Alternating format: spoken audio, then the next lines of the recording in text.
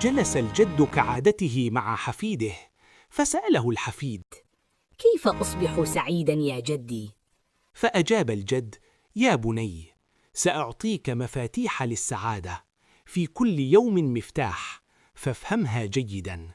إن حافظت عليها ستعيش حياتك كلها سعيداً مرتاحاً.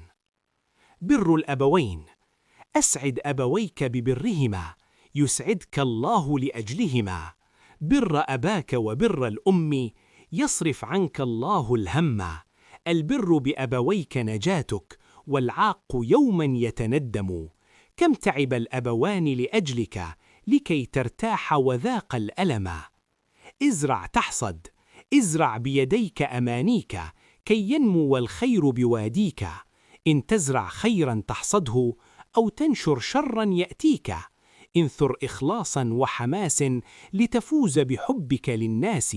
وانوي خيرا في أعمالك، فالنية للعمل أساسي. أتقن عملك، أتقن عملك، دقق فيه، وتأنى حين تؤديه. فالله يراقب أفعالك، يسعد قلبك إن ترضيه. لا ترقب أجرا من أحد، فكفاك ضميرك تحييه. شيطانك أيضا تعصيه. التواضع: يا بني، تواضع يا بني، كالثمات تدنو لمن يجني. فالكبر عذاب وهلاك، في نفسك تشعر بالجبن.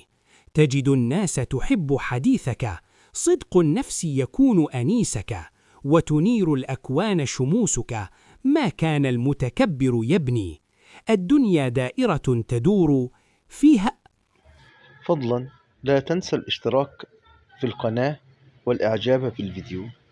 شكرا لكم.